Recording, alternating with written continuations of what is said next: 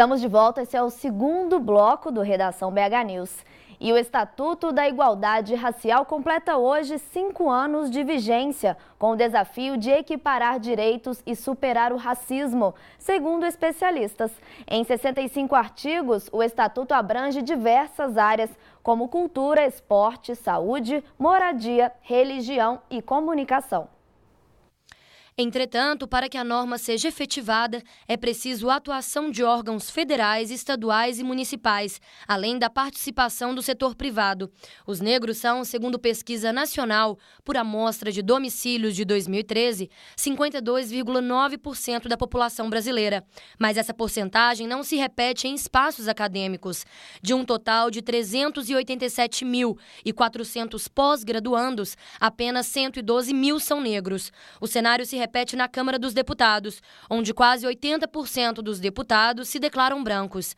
A ONG Educafro defende uma reforma do Estatuto. Segundo a organização, as mudanças feitas durante a tramitação da lei no Congresso Nacional enfraqueceram o dispositivo. Bom, voltamos a conversar agora sobre esse assunto com o advogado Érzio Mansur e o coronel Alberto Luiz. Eu não dei boas-vindas para vocês. Muito obrigado. Sejam bem-vindos. Tá certo. Boa noite. Então. Estamos em casa. Com certeza. Olha, eu vou começar com o Érzio. Pois não. Um projeto de lei, ele surge a partir de que demanda? A adoção de cotas é um exemplo disso? É um exemplo. É até um bom exemplo a questão das cotas, porque ela, inclusive, ela antecede o próprio Estatuto. O Estatuto da Igualdade Racial, ele está no ordenamento jurídico, no conjunto das leis que nós temos em nosso país, como se fosse uma pequena constituição para objetivando a plena igualdade. O princípio da igualdade ele não é simplesmente tratar todos igualmente. Na verdade, ele tem um entendimento um pouco mais alargado, que seria tratar os iguais igualmente e os desiguais desigualmente, mas na proporção desta desigualdade. Nós temos vários exemplos. A legislação trabalhista, ela parte do princípio de que o empregador e o empregado, eles estão numa situação desigual nessa relação. Então vem a legislação trabalhista para compensar. Relação de consumo, a legislação entende que o fornecedor está numa relação, num nível um pouco diferente em relação ao consumidor. Então vem a legislação que a gente chama de consumerista exatamente para poder estabelecer esse equilíbrio. O mesmo para a igualdade racial. E como foi aqui, prestamos atenção aqui na chamada, a questão de várias áreas, né? Cultura, religião, emprego, exatamente visualizando a equiparação, estabelecer através da lei uma série de incentivos, por exemplo, as cotas, que são anteriores ao próprio Estatuto, promovendo o quê? O tratamento igualitário a todos os brasileiros. Tem mais um ponto interessante nessa legislação, porque enquanto ela vai tratar da igualdade racial, e como ela tem o seu nascedouro muito proveniente das discussões e das lutas corretas, que visualizava exatamente a valorização da cultura negra, né? Nós vamos ver no texto que tem uma série de referências não à raça, mas diretamente ao negro, à negra. E aí o entendimento jurisprudencial da justiça como um todo, e até do legislador, é que onde se lê o negro não é simplesmente o negro, mas o negro, o amarelo, o estrangeiro de qualquer que seja a sua procedência, visualizando o quê? Exatamente estabelecer uma igualdade, uma oportunidade igual para todos os cidadãos que estão aqui nesse país. E sabe, coronel, essa legislação ela tem um artigo, não me lembro aqui agora o número, que é um artigo interessante, eu não me lembro de outro artigo em outra legislação com relação a isso. Estabelece que em 5 anos, e hoje comemoramos 5 anos, mas nos primeiros 5 anos dessa legislação, todos os gastos relativos aos programas de positivação, de tentativa de tornar real aquilo que está no Estatuto, eles fossem divulgados do ponto de vista da referência nos orçamentos. Então, orçamento público, né, por exemplo, da União. Quais são os valores destinados à promoção das decisões que estão estabelecidas nesse Estatuto de Igualdade Racial? E a notícia não é das melhores, né? Na verdade, nos últimos 5 anos, os valores são acanhados, absolutamente acanhados, e pior, ainda que aprovados num determinado valor, a diferença entre o valor aprovado e o efetivamente gasto, né, empregado em lutas e positivação dessas promoções de igualdade racial, em média não chegam a 15%. Veja, Se nós falarmos em R$1 milhão destinados a programas de igualdade racial, ou R$1 bilhão, nós estamos falando, na verdade, de 150 mil ou 150 milhões destinados efetivamente gastos para esses programas.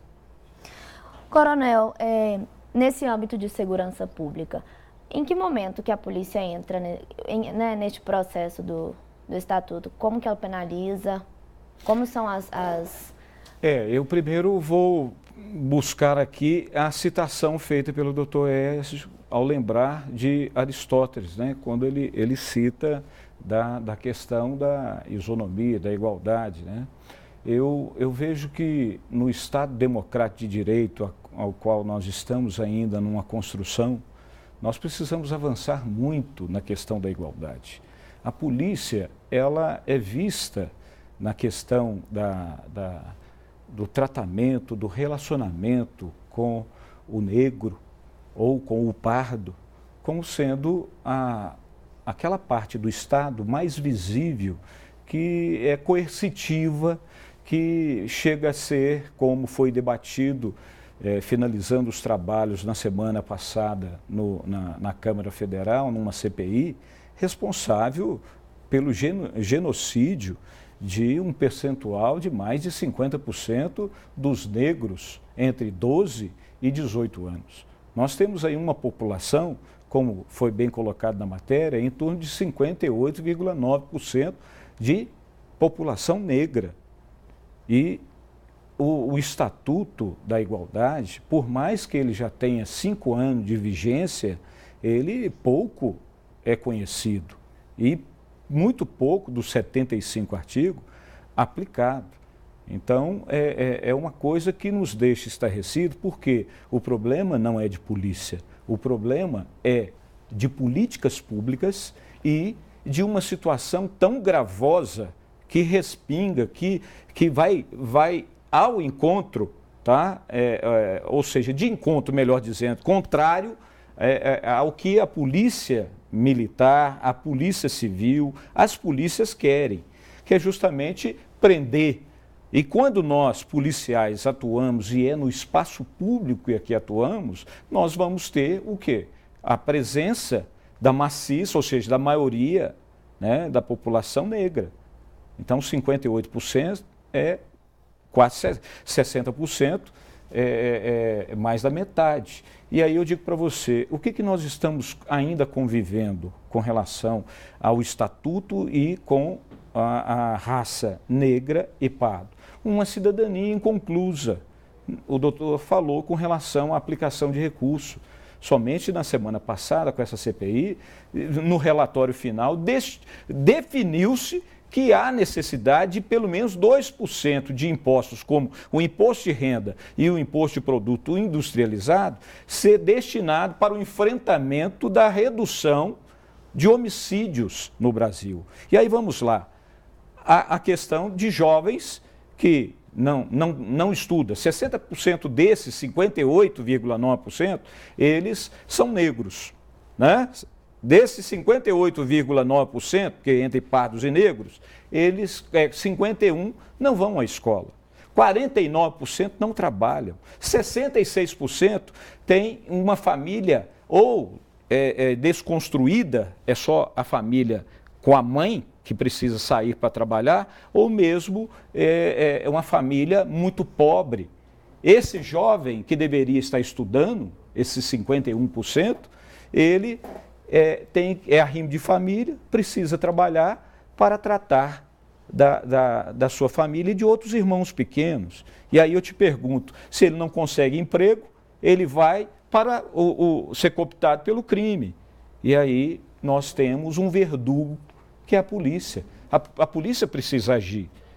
As pessoas gostam de medir, graças a Deus que não em Minas Gerais, mas gostam de medir com a régua de outros estados, principalmente do Nordeste, onde jovens morrem porque ou houve um enfrentamento com a polícia, ela precisa se defender, os policiais, e da mesma tessitude que sai esse policial, está esse pobre, negro ou pardo. Ele precisa se defender. E outra, nós temos a questão do jovem que é morto em confronto com outro jovem, ou ele também comete suicídio, ou ele é morto por outro tipo de consequência. Falar em genocídio é muito pesado. Genocídio, eu estava falando com um doutor, que é uma denominação definida para o extermínio, pura e simplesmente extinguir a vida, o que não é o caso em questão, em debate.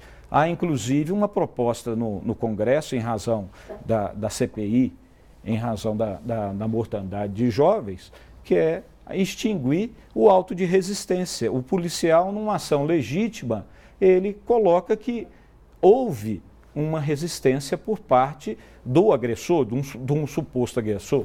Então, há pessoas que debatem que isto é invenção do policial.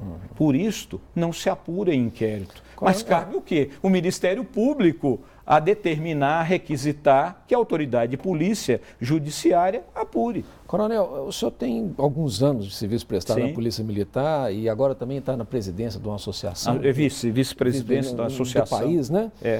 O senhor percebe ou percebeu em algum momento algum preconceito do policial militar ao sair do quartel em direção ao seu serviço com relação a quem ele abordaria? Olha, não especificamente assim. Ele não sai do quartel buscando abordar A ou B.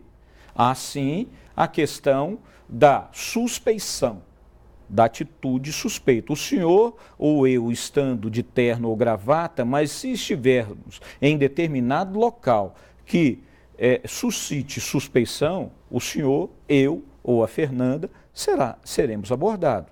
Claro que existe um preconceito na sociedade, por isso o estatuto ele deveria ser observado e aplicado, é que, inclusive, em brincadeiras, falar que, olha, um branco correndo, ele está fazendo educação física. Agora, um negro correndo, ele está fugindo da polícia, cometeu um crime. Nós mesmos construímos isso. O senhor já viu, ou a Fernanda, ou o telespectador, nós discutimos branquitude na escola? Não, só falamos da negritude, só falamos de negro, só falamos da raça. A questão em midiática, há um racismo midiático. Por que o negro precisa fazer apenas papéis de doméstica, falar errado ou de escravo?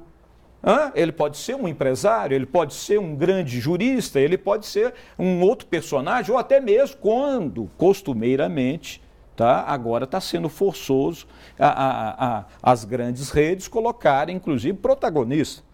Mas não é costumeiramente, até errei na minha colocação, de forma eventual. Então, a sociedade tem um preconceito, a sociedade constrói isso, até em programas humorísticos. O que nós temos que desconstruir, quebrar isso. No quartel, na polícia, nós treinamos direitos humanos, orientamos, mesmo porque, como eu disse, nós saímos da tessitude, né, onde tem negros, pardos, pobres e gente que mora na periferia, inclusive o policial. Esse é um tema que dá muito o que falar. Dá muito o que falar. Eu aproveito para convidar os senhores a voltar para a gente falar mais sobre isso, porque nosso tempo está contado. Muito obrigada, Érzio Mansur, advogado, e o Coronel Alberto Luiz. Muito obrigado pela presença. Muito obrigado, Fernanda. Voltem Nós que sempre. agradecemos. E nós vamos para um rápido intervalo, não saia daí.